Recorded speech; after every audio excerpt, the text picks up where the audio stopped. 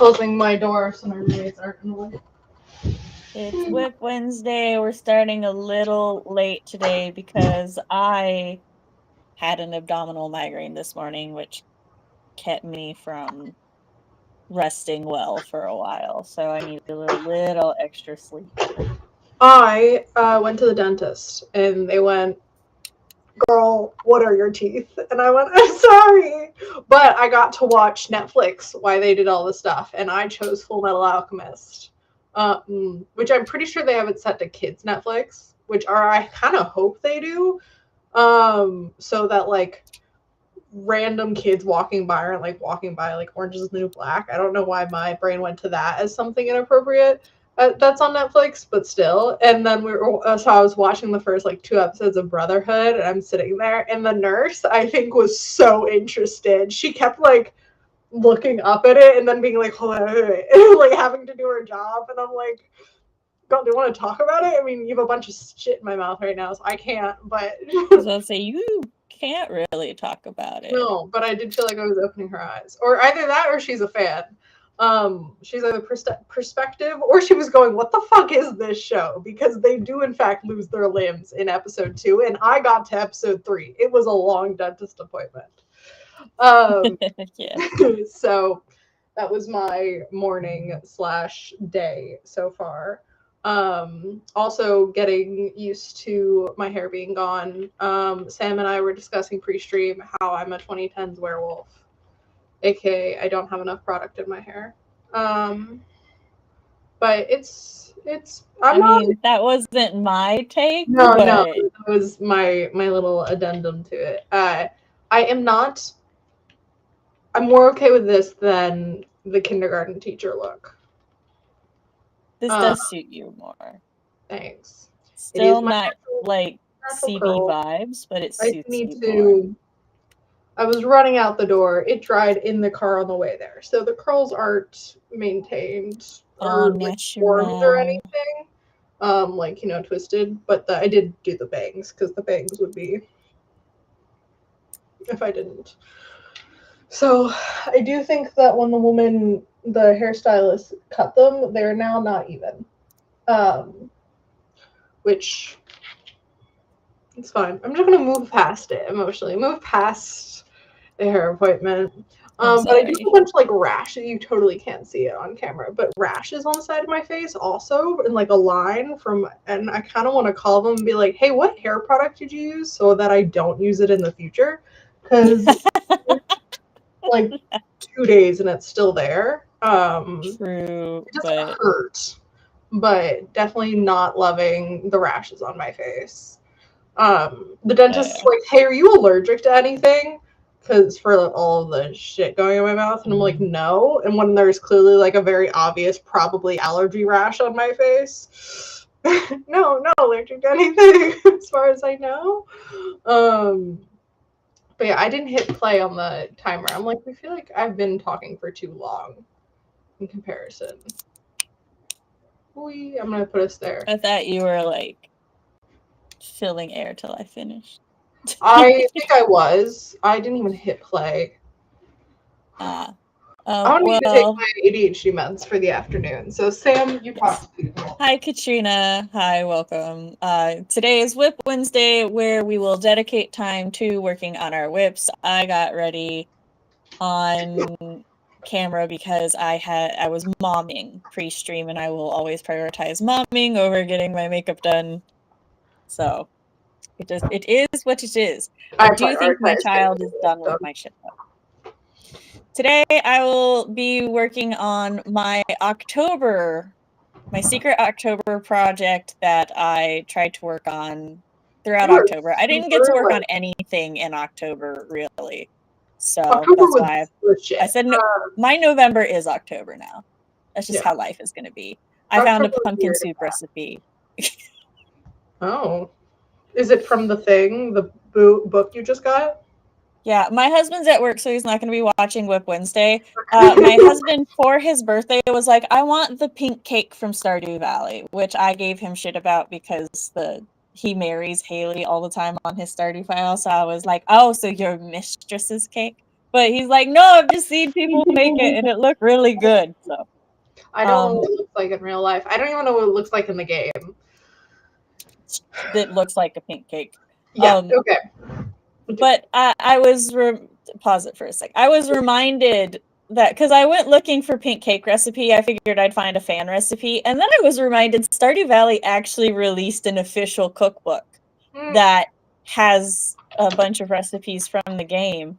And so I was like, oh, it's only like $7.25. Yeah, I'll go ahead and I'll get that. I am now obsessed with several recipes in this book. I want to try them out. Because I was like, oh, this is more of a gourmet book than I thought it was gonna be. Like, this pink cake involves a watermelon strawberry jam filling. And I was like, oh. It also recommends duck eggs, but I can't get duck eggs around here, so I'm gonna have to use chicken eggs. And I'm gonna have to look up the proportions because duck eggs are larger than significantly regular different chicken in eggs. size. But other than that, I managed to get a hold of all of the ingredients. So yeah, go you. Yeah. All right. But for Thanksgiving, I'm gonna make the banana pudding, which involves liquor. So I'm gonna have to make 2 banana puddings: a child banana pudding, the adult banana pudding. I'm hyper aware of the teeth in my mouth. Sorry, I just need everyone to know that. All right, I'm starting us on our sprint.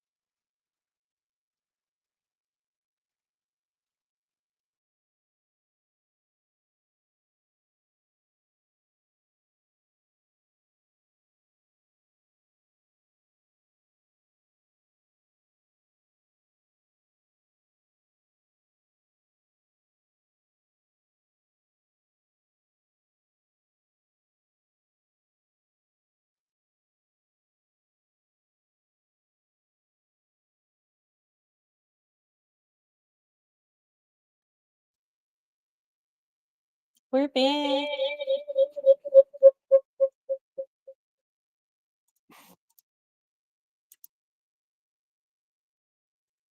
That was a lot. I need everyone to know. I know I was joking. I was joking about, like, oh, I wasn't joking, but like 1 through 4 being so much worse than the rest of the book when I read through it. I have reached chapter 5, and I probably worked for maybe 20 minutes of that sprint, and I'm on the 4th page of chapter 5. Previously, it was a half an hour per page for edits. The way my speed went whoop, so I definitely cursed myself. Now it's gonna go back to being shit. But like, I'm so relieved. I'm like doing the math this weekend, or this week, being like, okay, if I work 5 hours a day, then it will take me 28 days to get through the book. And now I'm like, okay, it might take less than that now. Thank fuck. So yeah. Yay! But yeah, I got through 4 pages, or I'm on the 4th page. In between fucking around, I bought a year-long Incarnate subscription, which is a map making software. I'm trying to get my brothers and my dad to pay for some of it because it also is for making D&D maps. But it was like $25 a year, and I'm like, I am okay with this. And then so I was fucking around with that because I had my map mostly made on like the very free stuff on my profile, but for sharing with my family, we have like an email we share. So I made a new one, and then I was like, fuck, I can't just copy my map over, which is annoying, but makes sense. And so, yeah, I went between that, and then I got a drink and stuff. And 28 days is longer than I wanted it to be. I don't want it to take a month and a half. I know 28 days is less than a month and a half, but including what I've done so far, to get through every revision, which I'm now realizing does sound like a very short amount of time. But oh no, oh it was me. I have time to work on things. Sam, look. I'm not salty. And then, but I do realize that that's not much time. But I had also talked to a different writer friend, and she was like, I finished in September, and she was like, oh, but you should wait until, I finished draft 1 in September. She's like, you should wait until January to start querying.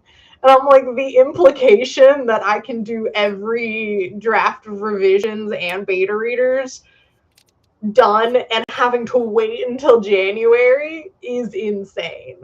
To be fair, a lot of authors who query don't do beta, like they don't go through like that full thing. They will like they'll do they'll finish their manuscript and then probably, I don't know what would be the percentage or even a fair generalization, but I know a lot of them might do like a self-revision and then that is it. Like a lot of people who query don't even utilize critique partners.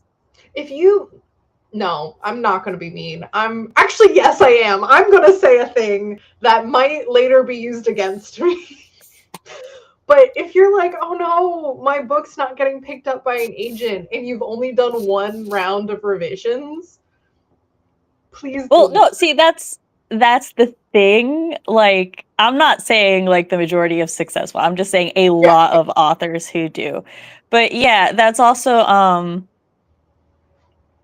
like it's just a very grim reality of it is that is probably why part of why. There are lots of other reasons I might that add into it. That hurts me so much in my soul that if that is true that people are querying after like 1 or 2 drafts and they're not like already established. I understand if you're already established, you're built different, but for like newbie or like, you know, are you built different, or are you just given more you're given more leeway. It's a different process for you. Yeah. But like that, and then if you only do 1 or 2 drafts before you start querying, and you're like, I almost think you can't really be upset getting denied, like, from a bunch of stuff from everyone. There are probably rare exceptions, but overall, please do multiple drafts. If you're running it like, oh, I'm not getting accepted, work on your book some. Like, there's probably other reasons. It won't be the only reason. Or I'm not saying that everyone who doesn't get an agent is because they need to work on their book more. But if you're not doing multiple drafts, or an equivalent of, there is one big thing you can do to work towards getting your book more likely to be accepted by an agent, from my humble opinion. It's I think there's layers to like that mentality, and one of them is just that a lot of people just don't know, or they don't feel like they themselves can really improve it, which is a little fair. I have heard that agents are supposed to help you. I don't know if that's true or not. I wouldn't think it is. They're supposed to do but what? That agents, I think some agents will help revise a manuscript if they believe in it, but I don't think that is a standard of the job, or that should be fairly expected, especially since I know that one of the things that agents, like one of their response options is to revise and resubmit an R&R. So I think people just look at the traditional publishing as a little differently, because they rely a little too heavily on the idea that, oh, well, if my book gets picked up, then I'll have access to like paid editors and stuff.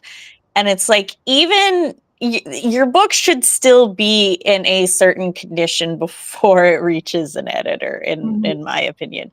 It should be the best that you can make it. And I don't think that draft 1 is ever going to be the best that somebody can make it. Even if your draft 1 is phenomenal, I bet you draft 2 will be better. Just because that's how editing, working on things, practicing a skill works. On a related note, the past couple years, I've been feeling like, I don't know, less and less confident in my ability to critique other people, especially as I have had less and less time for me to write. And then a lot of the feedback I would be getting for like my revisions or for my manuscript and stuff, I would be getting starkly different kinds of feedback. And I would be sitting here like, do I actually know as much as I think I do? Am I actually as skilled as I am? But my friend is currently has been going through an editorial process, did the dev edits, are now doing the copy edits. And the more that they share the notes from the editors and stuff with me, and the more that they share like what the editors are telling them are their like crutch words or their habits and stuff, the more confident I'm getting in my feedback, because I'm like, no, I do fucking know what I'm talking about. I'm like, no, it wasn't me. Because that's the other thing that like, it's really hard sometimes when somebody, especially if it's somebody that you like and somebody that you like trust, respect, but yeah, and then you're like, is it their feedback? Is it me? Am I just not being as open-minded? Like, I know I joke all the time about ego, but that is like one of my fears, is that I will in fact let my ego or my own bias of somebody else's skills blind me to good feedback. And I try not to let that happen so hard. But I was like, Yeah. I'm constantly divided by I'm terrible at this. I don't know what I'm doing. I shouldn't give advice to anyone. And I have an opinion on this, and people should listen to me. And I think I am somewhere in between that the majority. I think, like, But I'm like, I'm not an in my expert, but I opinion, do you have can. it. In my opinion, you can at least fall back on the no. I have a degree in this. Like I I mean, I went to right, school yeah. for this. I got trained for this. I have a degree in this. Me, I'm just like at 12 years old, I started stalking author interviews, and I've just been gun-hoing it ever since. Yeah, I don't want to. I want to add the disclaimer that both of us know, but that you don't need a degree in something to be good at it, and just because you have a degree doesn't mean you're good at it. I know, like my But disclaimer is that's purely for like, your own anxiety or insecurity, and it's like I'm just saying, to fight your insecurity, you can tell yourself that, right? Yeah. Like when the anxiety creeps up, not I. But but also I'm 30, CB, how old am I? 35, right? So that's 23. Also, I have to correct myself just randomly. This copy of The Giver is in fact not 13 years old. It is 23 years old. Yeah.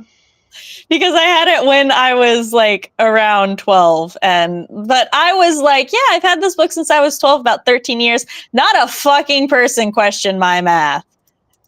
I don't do math. We've known this. But it's okay. That's all right. It's so like I've 23 years I have been not like daily, but I would say consistently working on different parts of honing my craft and everything. And it's like I was talking to that friend about certain things in the editing process and dialogue tags. We were talking about dialogue tags, and I was like, hey, if it makes you feel better, I didn't really start attacking or recognizing where like my dialogue tags were needed and unneeded until like 3-4 years ago. Or like 2-4 years ago, somewhere in there. Since 2020 has blurred together a little bit for me. So the past like 5 years, and I'm like, so that's like, it's not an issue to me that your editor is like viciously attacking those. So I'm like, that's something that I'm starting to work on now too. And so it's one of those things where it's like we keep learning, and to remind myself that I'm not just stagnant in my writing and everything, that I am like, I'm picking 1 or 2 things to get better at all the time, right? And that makes me feel better. I will, in fact, and I'm sure you befriended me so you could ride my coattails, but joke's on you. I'm going to ride your coattails. I definitely that was my I'm going to ride your coattails because you're going to actually publish stuff before I get there, before I finish a manuscript. And I don't say that to be like quirky, haha, I never finish anything. No, I say that to be like, yeah, I'm a full-time mom with a chronic illness. I want to draft and I cannot. Yeah. Unless you go the self-publishing route, and if I go traditionally publishing, and they're like, cool, we'll have this done in 5. Like, your publishing date's in 5 years. Oh, no, don't worry about that anymore. Haven't you heard traditional publishing's process going down the tank? They're not even editing everybody's work anymore. Yeah, but they'll want to edit mine. Because I'm not like... They'll want to edit yours. Specifically, they're like, this girl right here, we're doing the full 5-year process. Put this out without someone looking it over. No. That's joking. I'm amazing. You are amazing. Thank you. Yeah, so, but, so many filler words. Anyways, we're going into our next sprint, and we'll see how long... Are we? Oh, I can't freeze time to fuck with you. You have control. I do. I'm God. But I am the voice of God. Yeah.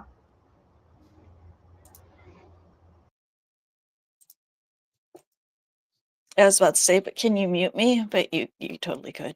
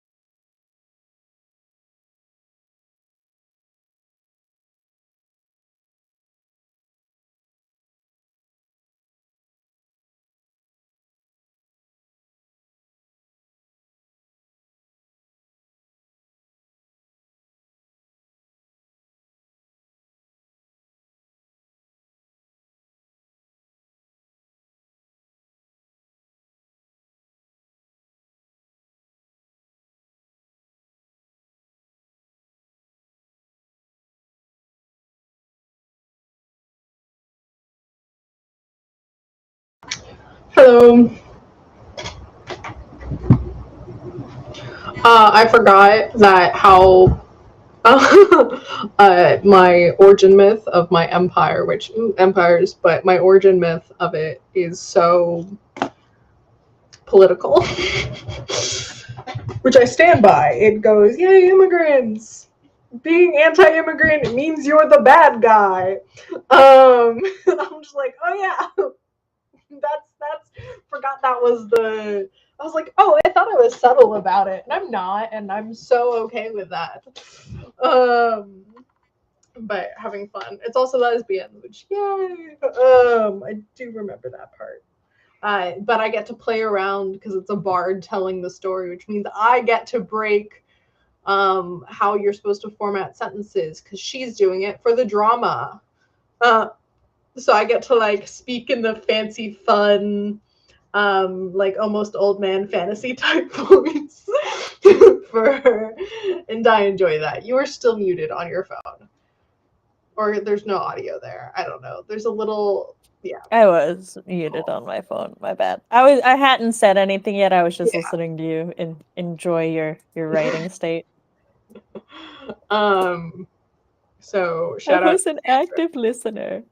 I appreciate that. I didn't read what you sent right before the sprint. That's okay. It was like, you're working. I full on don't expect you to read it until post stream. I send you things when you're working.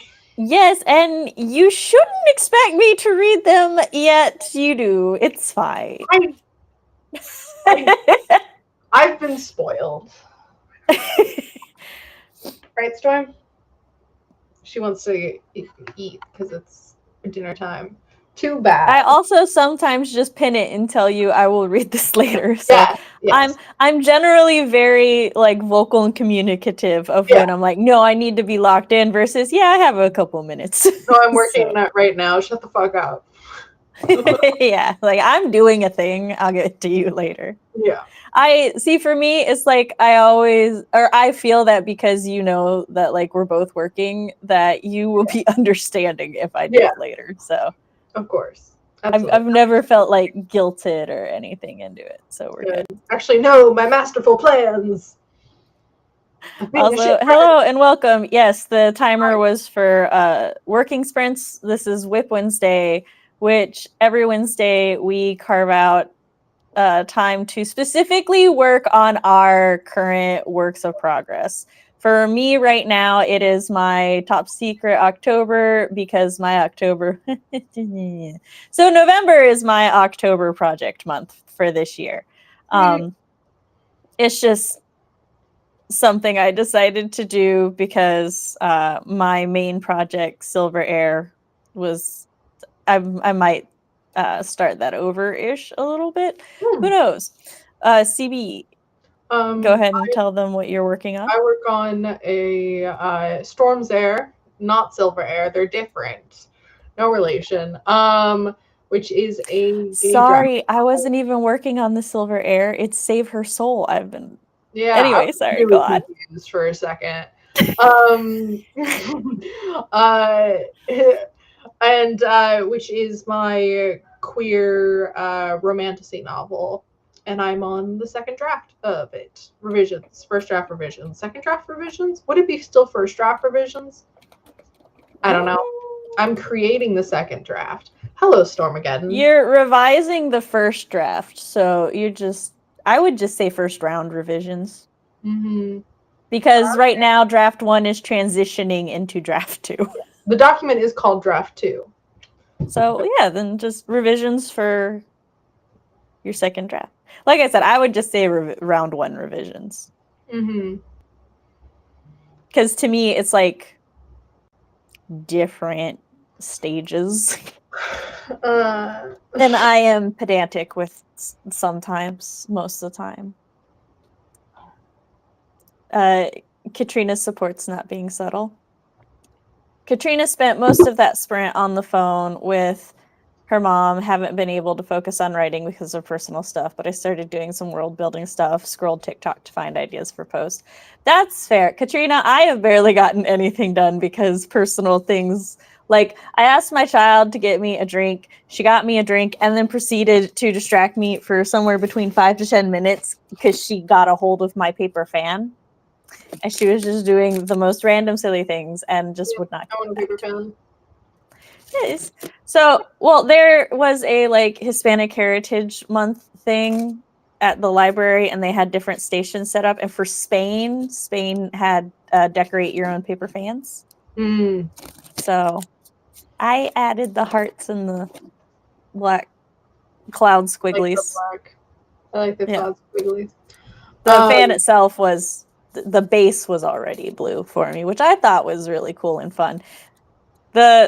One of my favorite design examples they had is for the red fans. They had one that was decorated like a watermelon, and I was like, oh, crafty. So yeah. And then go ahead. I did finish outlining the current chapter that I was on because I had previously stopped outlining it in the middle of a fight scene. So the first thing I had to write was to finish this fight scene that I was no longer in the flow of. And I was like, and so my anxiety like creeped up on me, and it's just like, no, you don't know what you're doing. You don't know how to tell a story. And I was like, fuck you. I wrote it anyway. And then it got slightly like emotionally romantic. And I'm like, yes, that I can do. So now I'm like in an in-between phase. Every time, if I'm writing a fight scene, when I stop writing, when I next start writing, I do have to reread the fight scene, or I will like reuse the same moves. Because like I have a certain set of moves or like words I know I use in the fight scene, in like most fight scenes, which for first drafts, I just let that happen. And so when I'm stop in the middle of a fight scene and then pick it up again, I'm like, I have to like catalog injuries and everything. Like we have to figure out what has happened in this scene before we begin again. During the first sprint, I had reread the fight scene, so I just didn't know. I'm like, this feels like it's almost done. And then I was sitting there going, is it almost done? Or am I just being lazy? Like, and so I had like this whole internal crisis about whether or not it was a fitting place to wrap up the fight scene. And I was like, I'm wrapping it up here because this feels right. Yeah. Like I don't write long fight scenes in general. That's because I think part of me, I'm like, in real life, fights don't actually last that long. So I'm like, they should not last that long on page. And to be clear, a fight and a battle are different beasts entirely. This was a fight, not a battle. This wasn't even a fight, it was training. She was just screaming, and I was like, okay, I need to handle this now. Yeah, I mean, I know I write slightly longer fight scenes because I enjoy fight scenes. But I will see. Also, to be clear for chat, the Silver Heir and Save Her Soul are both projects of mine. The Silver Heir, I am actually considering completely changing that format because I think it would work really well as a serialized story. So I'm like, when I go back to tackle that one, I might actually change it into like a serialized find the MacGuffins every section story. And I will not be shamed out of a Find the MacGuffin story. I enjoy them, and therefore... My story is a MacGuffin story. Yes. Mine is find the 6 MacGuffins to stop an ancient evil. Yeah, I'm Indiana Jonesing it, baby. Oh, yeah. But Save Her Soul is a story that the reason I'm thinking of not like completely starting over is just I realized after like I read my original like summary and I listened to my playlist, I was like, oh, it's my original idea for this story was so much grimier. And I'm like, kind of want that vibe back, but also I really enjoy its current vibe. So I'm like, You could tell This a all difference started when I changed who her father was. When I changed who her father was, everything else changed. Mhm. But I like her dad. I'll just make him more sinister. It's fine. Me, when I'm writing, when I was first writing this Storm's Heir, the Emperor, the bad guy, was just kind of like a bad guy, and then I made him like actually a bad man, and I'm like, oh, this is all of a sudden a very different. Like it's like the opposite. Where I'm like, this is a very different tone when he's in scenes than originally him being like, I'm bad. I in the Silver Heir, in all my outline and stuff, I was just like Antag for my antagonist, and then I had to name him, and so his name at one point was just King Antag. Until I remembered his son is supposed to be the second, and I'm like, no, I gotta change that. Like, he can't be King Antag anymore. I don't want my love interest to be named Antag. Yeah, So. that would be bad for a love interest. Well, The evolution of bad guy to bad man is so deep. Correct. thanks. I was actually kind of like, wow, after I said it. But Cyrus is not in this chapter. Just for the No, he's not in this chapter. I'm like, he's not what? He's not in the chapter. Yeah. Oh, to answer first to finish Katrina, she said she was looking at author websites. What do you think of most? I have opinions on author websites. And Sam's like, my house. I don't know if this is going to make sense until I finish explaining, but my house isn't made of glass. I can throw these stones. Yes, my house is not made of glass. I do not live in a glass house. I live in a very well fortified house. Mine's barely made and upkept by a professional. So I don't even have a house anymore. I don't think.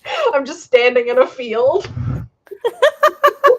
I own the website domain, and technically there's something there, but no one should look at that.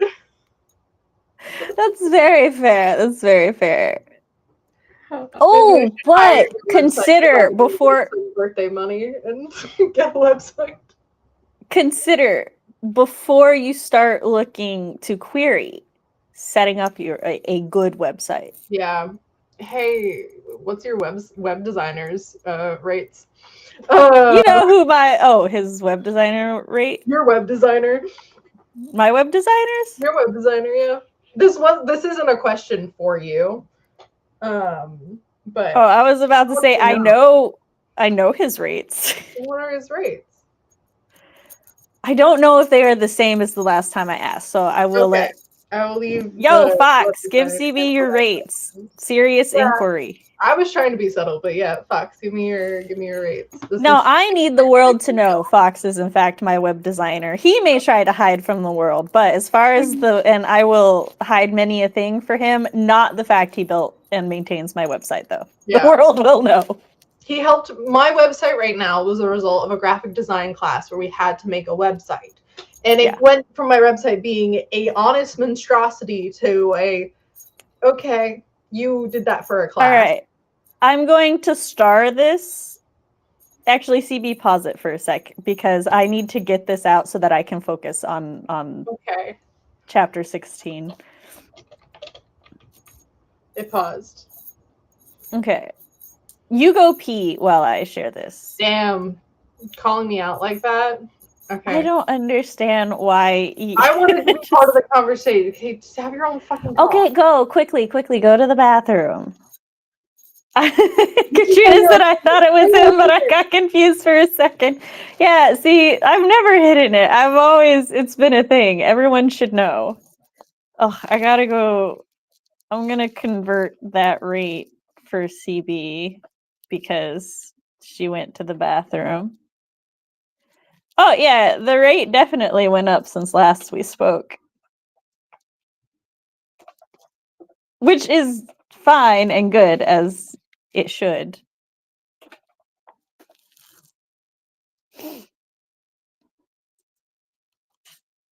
I just lost the thing that I was messing with. I'm waiting for CB to return to answer your question. I am also breaking WIP Wednesday law because I'm emotional and this is a Sam Tater ship. I do what I want. Where did I just put Majora's? Oh, there it is. Sorry, I thought I lost the demon mask, and that would have just been bad for absolutely everyone.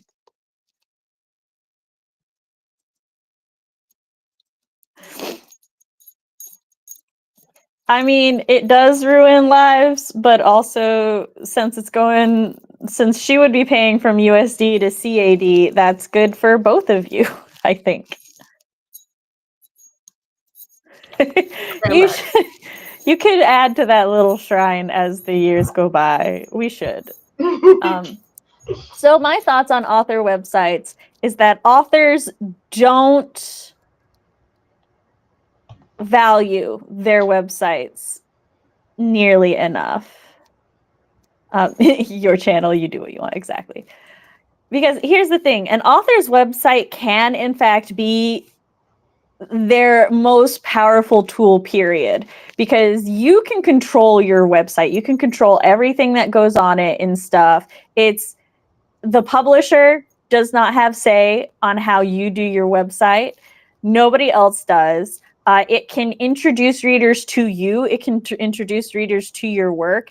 I cannot tell you the number of times I have wanted to know if a book was a #1 in a series or something, and I had to go to the Wikipedia to like see a list of the author's books and stuff. And not everybody has a fucking Wikipedia. And look, I don't want to go on Goodreads for shit.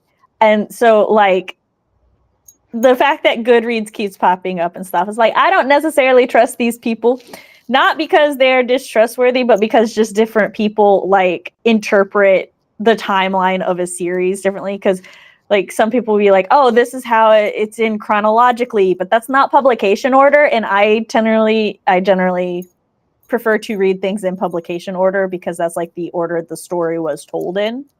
I have read things in chronological order before, just to like, usually upon a reread, because I want to be like, all right, I've read the series as it was written. Now let me read it through the ages. So, and I never know like how anybody making a list is going to do it. But yeah, so one, an introduction to your readers and stuff. Some people want to know more about the authors who write things. I love to know. You could also, like on your author website, if you've done interviews, you can have like all of your interviews posted and like shared in like one spot, so people don't have to hunt the internet for your interviews and stuff. It's a really good place and tool to put all that is you. And it's, you know, for people to like go and find all the things, because people might be a fan of your books and they might be a fan of you, but they don't use TikTok, or they don't like TikTok, or they don't like want to follow YouTube, or like maybe you're just not a YouTuber and you don't like want to post that stuff. A lot of people don't use Facebook or Instagram or X for like ethical and personal reasons and stuff. So, but a website is a neutral place. It's just a website, right? And so I feel like a lot of authors don't really value that tool the way they do, especially when they look at the rates of official web designers and stuff, or they'll balk at it. There are services. I know my web designer gonna get mad at me, maybe, but there are services such as Squarespace that make template websites, which, while not the greatest, are also better than nothing, or better than like a poorly built website, in my opinion. As long as it is clean and I can, as a user, I can navigate it cleanly and clearly, then I'm happy with an author's website. But the problem is, a lot of times they aren't, and a lot of authors also kind of treat their websites like, I'm dating myself, but like a MySpace profile. Girly, if I can't read your fucking website, you have failed tremendously. Like, I am a reader, and I need to be able to read all the things. It doesn't need to be sparkly and glittery with graphics galore. Like if you're using neon, oh, what's the fucking word? I don't know. Clip art and stuff, like you're probably not doing it well. If Fox has any thoughts, he can share them. Also, you can keep your readers up to date-ish. Like, you know, the newsletter would be an ideal way to keep readers, interested readers, up to date and stuff. But also somebody just casually browsing your things. Fox says no one cares about your fucking blog authors. It's 2025. I will say you can.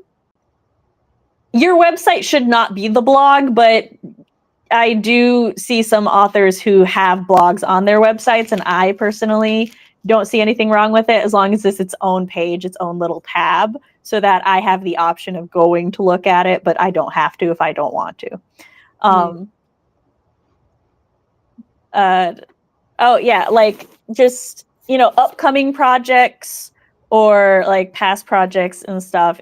That's one of those things. I think Laura on her website does have a list of like every magazine and every compilation that all of her short stories and everything have been featured in. And that's one that is another good use, because when I wanted to stalk Laura and read all of her things, that made it so much easier.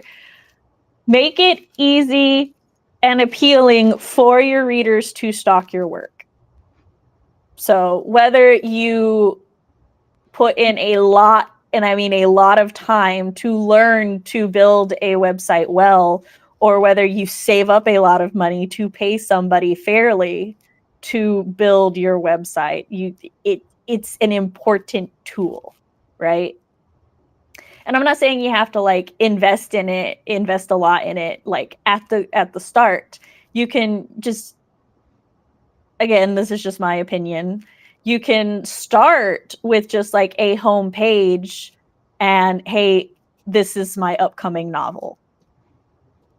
Like, it's not the fanciest and everything, but it's a starting point, right? Mm-hmm. And those are my thoughts on author Cool. websites. I've seen more bad ones than I've seen good ones. And I'm talking like fucking published, established authors in their career who have like 35 to 50 books out, and their websites are atrocious. They should just be tossed in the garbage can. On that note, don't look at my website.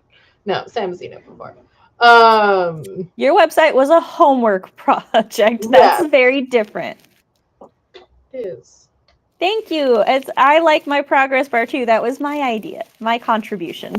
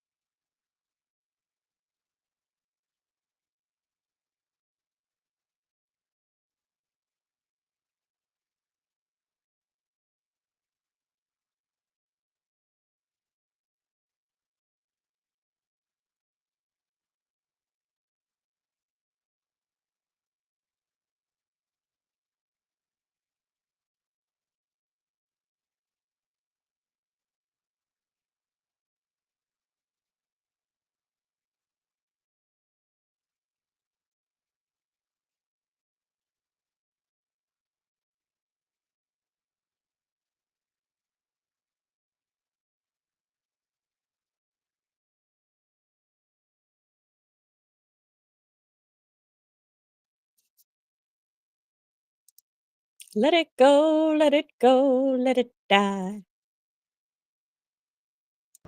Okay. The end of the thing had said let it snow. Okay, I was listening to Snow on the Beach, which is really funny, but there's a lot happening.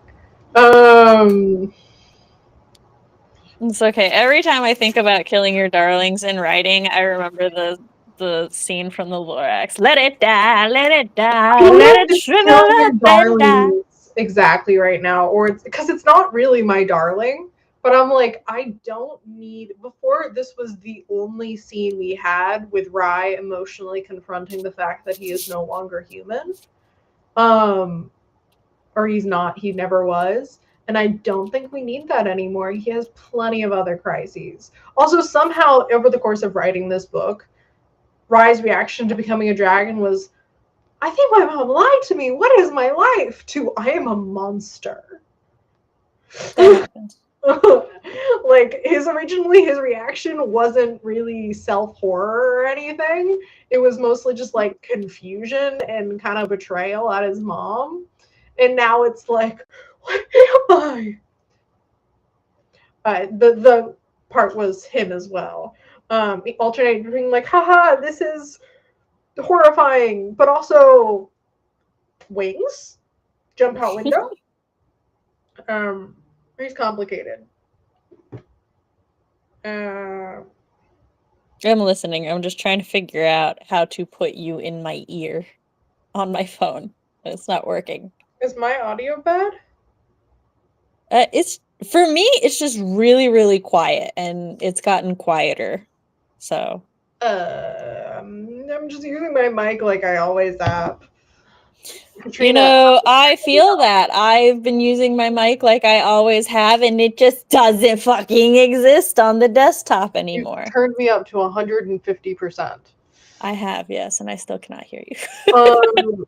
I can plug in my fancy mic to see if that helps. No, not today. I have a headache, and sometimes the fancy mics are too much. Okay.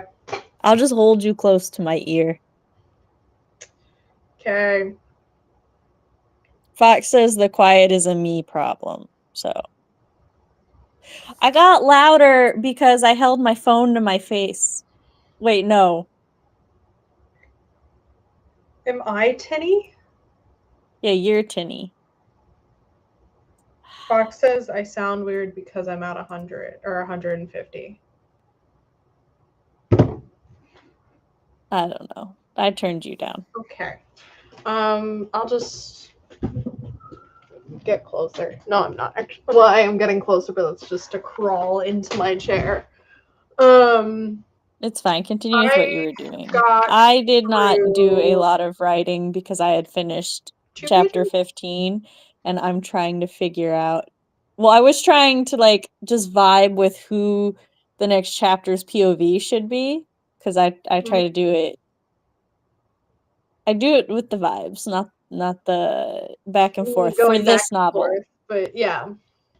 I've got 4 POVs for this novel, and one of them isn't introduced until like post chapter 10, so Yeah. it's fine.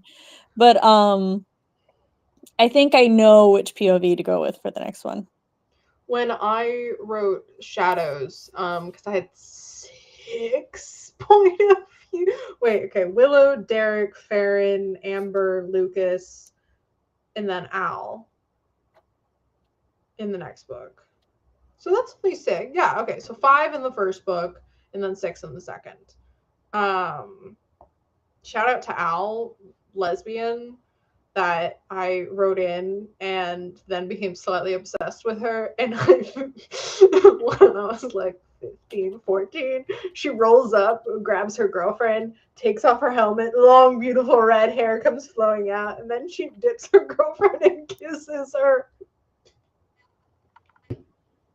And she's just a mean lesbian. She like has this like back and forth with the main character, and they're just flirting.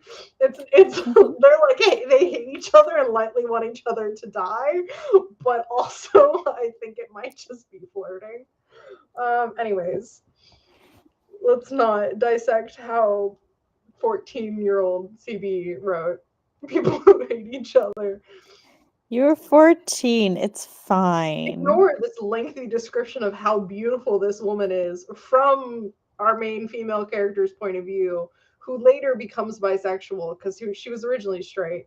And then this was pre me realizing that the way I wrote it, every single character was bisexual. Like when I was writing from their POVs, and I was like, oops. Let's not just spend like a paragraph describing how beautiful every person around their age is. I say it's fine to have every character be bisexual. I've read things where everyone is straight. I've read things where everyone is gay. We can have things where everyone is bi. Mm-hmm. But I was, because I had Amber and Lucas were a couple, and Willow and Derek were a couple, and then they also were best friends with each other's like gender across, and then also they should have just been a force. Like the four of them should just be a poly relationship. Honestly, if I do want to go back to Shadows at some point, and I don't know what I'm going to end up doing with the relationships there, because an important plot point is Derek and Willow getting together. Like that is a thing. They're like not supposed to get together because it fucks with destiny and shit. And so they have to be romantically involved. But I also think they'd be better paired up with their best friend instead of each other. But it's fine. This is future CB's problem if I ever go back and do that.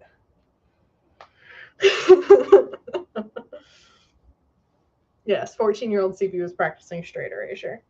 No, 14-year-old CB didn't know what that meant. She was raised on Gabrielle and Xena just kissing because that's how friends act.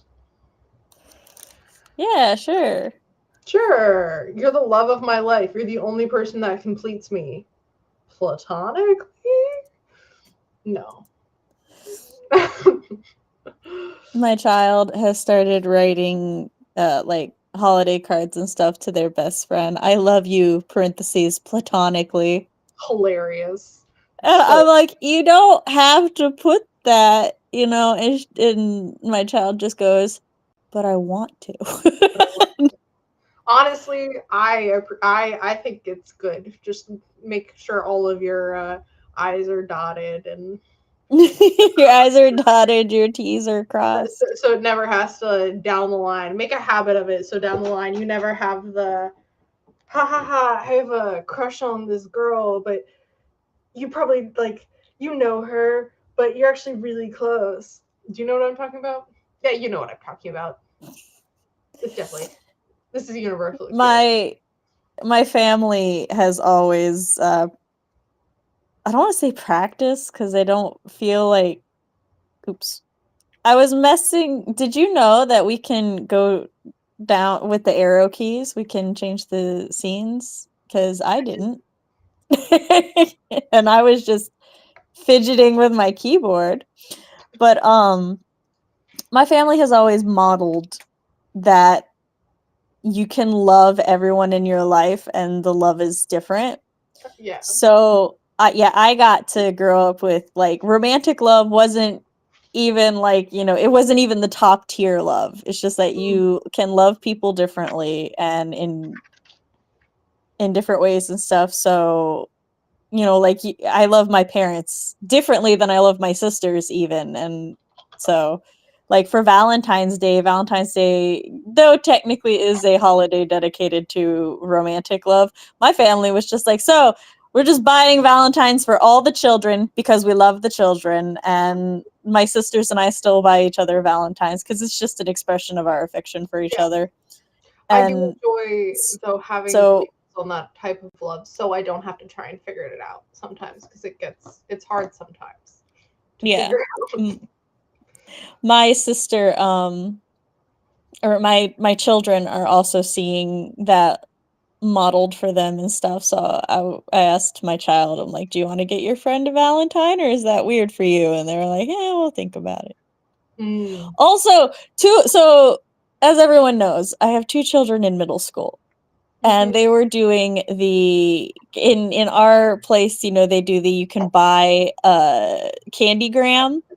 And I was like, oh, here's $1 each to buy each other candygrams, right? Neither of my children bought the candygrams. They were just like, oh, I forgot. And and then they said, but can we keep the $1? And I'm like, I suppose. Let me As tell long you, as you're both okay with it. I wanted one of those my entire time, and not a singular friend or romantic partner, but that wasn't really a thing for me then. Sent me one. Not one friend sent me one, and I was always like, I just want to be publicly appreciated by my friends. I honestly think our candygram system made more money from best friends than they did couples. Especially since a lot of the couples, as opposed to buying candygrams, they had to do big gestures and stuff. So they'd bring flowers and other things, and the rest of us are just like, I have $5, I am buying 5 candygrams, and then we had to think of who we wanted to buy them for. Yeah. So I think I bought some. I also would just bring. I was definitely a Thanksgiving candy for all the people I like, or a thing for friendship, as in just giving them out to people I approve of your existence. Here you go. My child proclaimed that Thanksgiving was their favorite holiday, and I felt like I failed in life. I was like, what ancient god did I upset that in this household Thanksgiving is a favorite holiday, until they started talking about the fact that they just like turkeys and autumnal colors and the Thanksgiving food and hanging out with their cousins. And I'm like, I can accept this. Yeah. I had a couple years where I didn't like Thanksgiving, and I think it's because I don't particularly love turkey. Yeah. And then there's quite a few Thanksgiving foods that I don't love. And then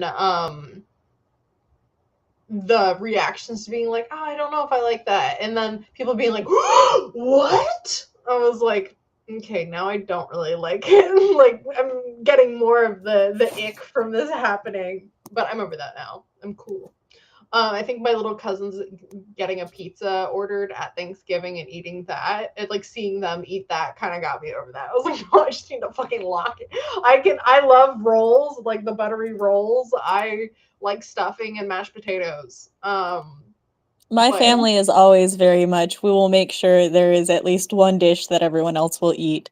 One of my sisters, it's a mix of she's not really big into most Thanksgiving dishes, and also she's just sometimes gets nauseous and everything. So last year everybody got mashed potatoes, and then she just takes the rest of the bowl of mashed potatoes. And that was just her dinner. Hilarious. And we were like, yeah, we had backup mashed potatoes, so it's fine. Because of a miscommunication, 2 things of mashed potatoes had been made, so it was fine that she stole it. But we usually have whoever claims the turkey legs first, and I like dark meat, so I do like some turkey legs. But my little cousins are getting to preteen years, because they're a little bit younger than your kids, or within your children. They're in the same age group. Yeah, I think your youngest and my littlest little cousin is the same age. Are the same age. Hold on real quick.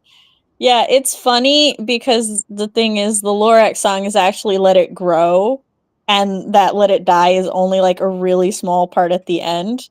But that is the part I always think of. Taylor Swift's in that movie. She plays the love interest. Just in case if anyone was wondering. So my little cousins have been wanting to have the giant turkey leg now. And so now it's half the table arguing over who gets one. And my dad will usually just as all of my brothers and then my 2 little cousins who are both boys, they're discussing it. My dad will just put one on my plate and then grab the other for himself. So it's just us. That's kind of wild to me, because at my house we just take the meat off the leg. Nobody gets No. the bone. We just like the turkey, like it's like whoever's carving the turkey, that's like part of their job is to take the meat off all the bones. So like nobody gets the whole, because I guess because there's like so many of us and that's like, yeah. I'll usually eat a little bit and then it gets distributed, but I just like the claim on getting the bone. Like you eat a little bit and then pass it around, or you take a little bit off your leg? No, I like eat some of it and then cut off some other pieces and it gets to the little kids because they're haven't been big enough to be able to eat it, like actually eat the full thing in the past. Is it sanitary? No, but whatever. I mean, it doesn't matter. You're with family. Yeah. So like I said, we just preemptively. I mean, look, at my family at Thanksgiving, because it is just family, some of us we won't bother with the cutlery and we'll just like pick up the turkey and put it on our plate. So I would not serve it to other people that way, No, for the record. But family's family. Our germs came from the same pool. Yep. All right. All right. Final sprint.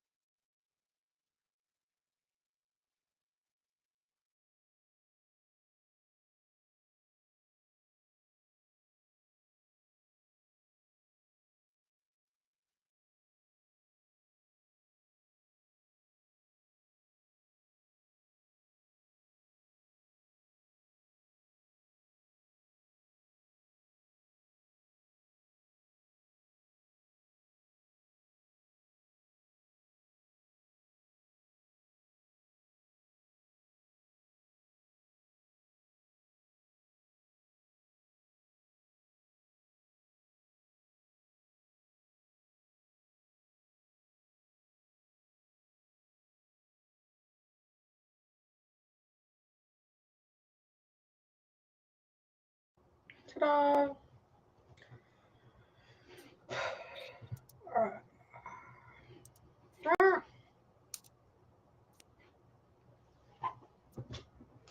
I rested that spring because I'm now tired. How long did I? Not actually. I picked the POV character. I wrote a little bit. Okay. I have to consider where I want the next part of the story to like go and stuff so that I don't just get stuck in this part without moving forward. So I got through 7 pages today, which is awesome. nice. Especially with only having worked like 2 hours. For an hour 45. And yeah, I'm gonna lock back in tomorrow. But I just it's evening. I'm tired. I don't have a better explanation than that. Yeah. Chris got his promotion, so he'll be switching to days. So I shall perhaps also be switching to a more day sleep schedule. But we shall see. Hopefully, I would like to go back to doing these earlier in the day. Me too. Because then I would keep working afterwards. Because it'd be like, okay, I have to start working for the day with this stream. Yeah. Rather than Which, like, that was part of it, and it's just things. But what I'm thinking is because, like, the reason that we've pushed it to later is in case the kids need me to pick them up, which they don't. But if we plan it to where it would end around the time they would, if you were okay, because it'll always be like on you how early is too early. Yeah. So we'll figure it out. WIP Wednesday, as everybody knows, it goes back and forth depending on our life schedules and stuff. But yeah. It is. Yeah, so Nostalgia Train Book Club is talking about Lockwood and Co. today or Thursday or Friday, one of those two. We will be talking about Grandmaster of Demonic Cultivation Volume 4 on Saturday. And then it's write-ins for the rest of the month. Yeah. Write-ins with Wednesdays and one more book talkie talk. Mm-hmm.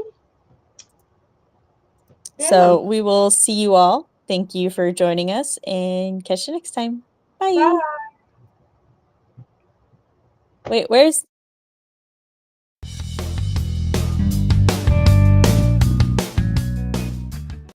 CB? Do you What? see the outro? No, it's gone, I guess. Give me 1 second. I got it. Okay, you got it. Yeah. I don't know how it disappeared. That's an intro. That's an outro.